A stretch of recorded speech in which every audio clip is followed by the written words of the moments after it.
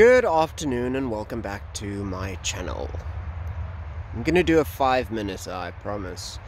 Today I want to tell you a little bit about the arum lily, which is a plant native to South Africa, mostly to the Western Cape of South Africa, and I pretty much grew up with this plant. It's got medicinal value as well.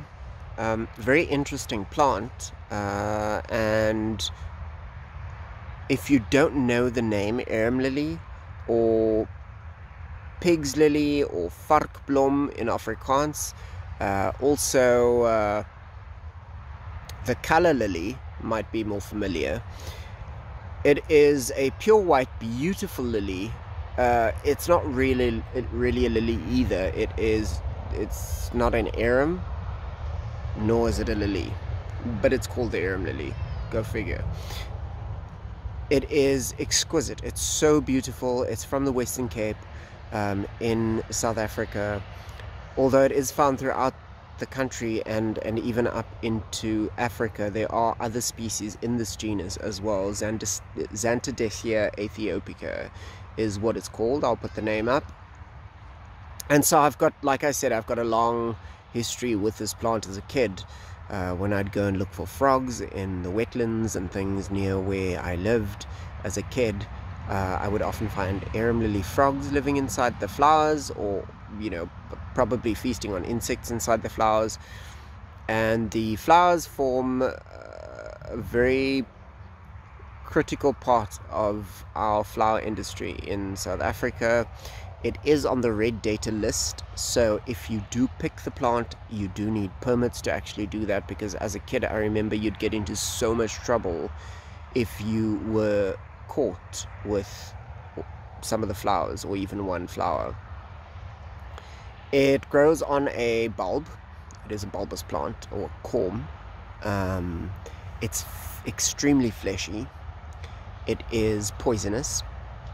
So it contains calcium oxalate crystals, and it is very interesting in that in the Western Cape the plant adapts to, because the Western Cape has got a winter rainfall climate, especially in Cape Town. It generally is fleshy during winter and flowers and is all very beautiful and lush, and then during the very dry hot summer the plant goes below ground until the next winter arrives. The seeds are fertile, so you can, from one seed head, you could get somewhere around 50 young plants if you decided to germinate them. But it does also have medicinal value and cultural value to the people of South Africa. So what does it look like? Let's take a look. And just for the record, I'm sorry if I apparently happen to be staring and looking off into nothing.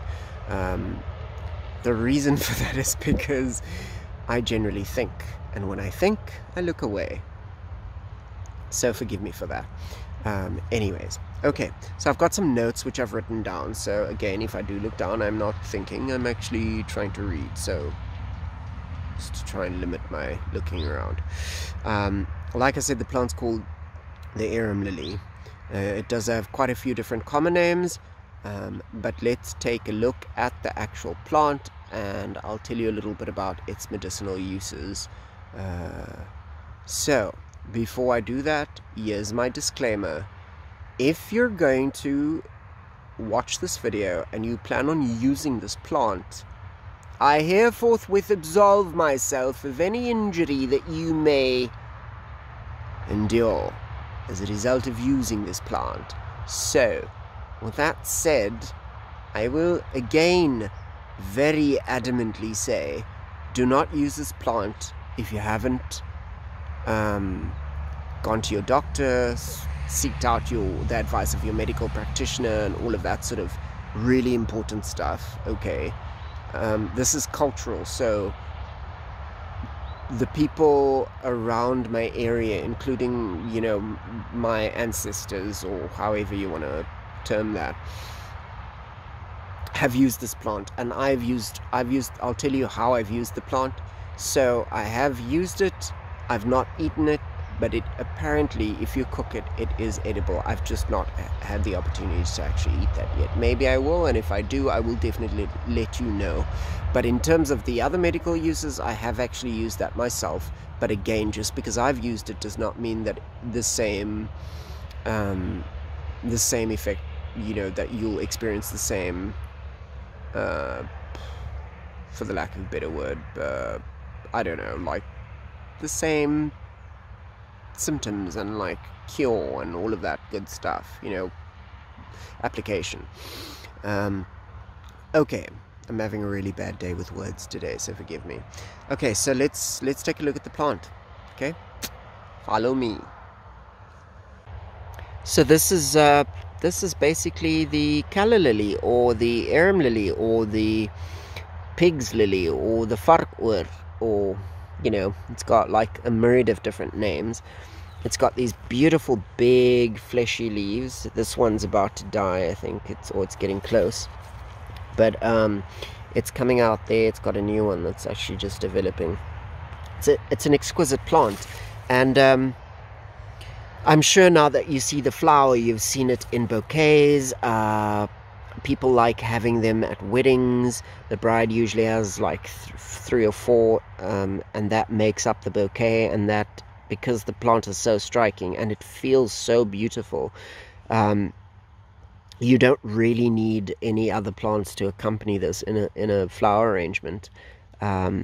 This part is called the spathe, and that little guy, much like anthuriums, is called the spadix. Although it is called an arum lily, it is neither in the genus Arum nor is it a lily. There are 5, I believe 5 different species in Africa. It is a plant native to Africa, and it is, like I said, it's got corms, it's got very fleshy stems, leaves, and then the bulbs with fleshy roots in the ground. It does contain calcium oxalate crystals, so you don't want to eat this plant, because you'll definitely get some of those crystals in your mouth, and that's not a very pleasant experience, trust me. So for those of you who don't know the sort of the morphology, I believe, is that it's been such a long time. The flower itself, this is not the flower. The spadix, with all of those tiny little yellow bits, that is the actual a panicle of flowers, and the spathe is basically just a modified leaf, in the same way anthuriums have got the spathe and spadix. So there you can actually see the flowers. Now this plant is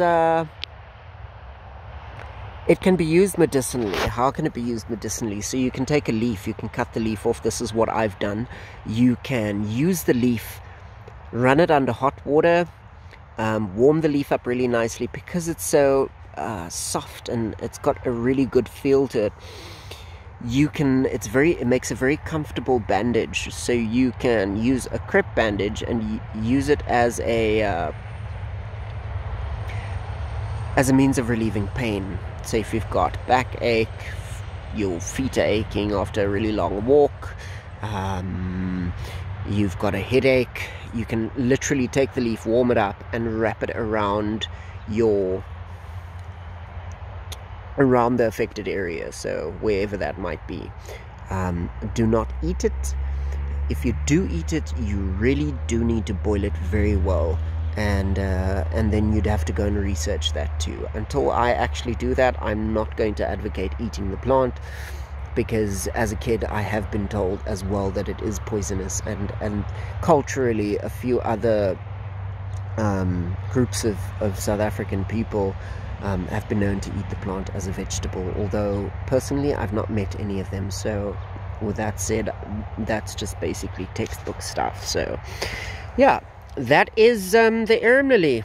So next time you are watching soapies or some, you know, I don't know, international TV program, and you're from South Africa, check out in the background, even if you're not from South Africa, and you'll see the plant usually in a flower arrangement on set in the backdrop, much like you also find bromeliads in there. So I hope this was useful. I hope it was helpful.